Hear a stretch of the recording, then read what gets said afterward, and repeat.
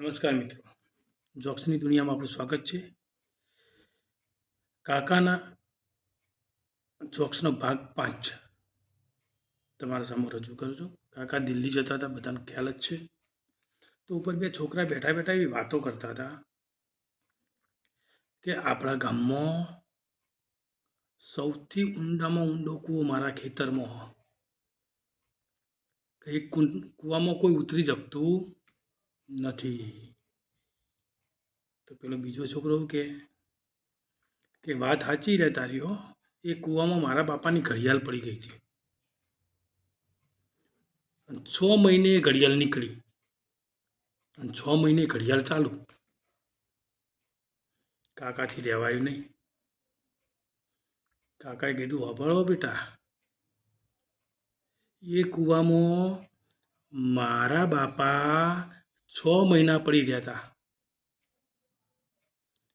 અને એમને કાઢ્યા ને તોય હાજા હમ.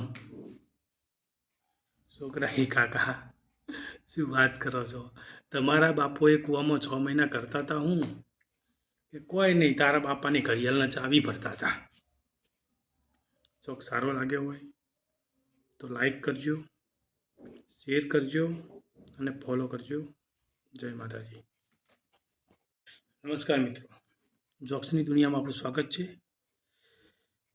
કાકાના જોક્સનો ભાગ 5 તમારા સામે રજૂ કરું છું. કાકા દિલ્હી જતા હતા, બધાને ખ્યાલ જ છે. તો ઉપર બે છોકરા બેઠા બેઠા એવી વાતો કરતા હતા કે આપણા ગામમાં સૌથી ઊંડામાં ઊંડો કૂવો મારા ખેતરમાં, એક કૂવામાં કોઈ ઉતરી શકતું નથી. તો પેલો બીજો છોકરો કે વાત સાચી રહે તારી હો, એ કૂવામાં મારા બાપાની ઘડિયાળ પડી ગઈ હતી.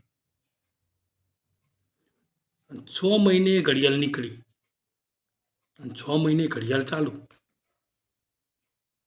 કાકાથી રહેવાયું નહીં. કાકાએ કીધું, વાપરો બેટા, એ કૂવામાં મારા બાપા 6 મહિના પડી રહ્યા હતા અને એમને કાઢ્યા ને તોય હાજા હમ. છોકરા, એ કાકા શું વાત કરો છો? તમારા બાપોએ કૂવામાં 6 મહિના કરતા હતા હું કે કોઈ નહીં, તારા બાપાની ઘડિયાળના ચાવી ભરતા હતા. જોક સારો લાગ્યો હોય તો લાઈક કરજો, શેર કરજો અને ફોલો કરજો. જય માતાજી.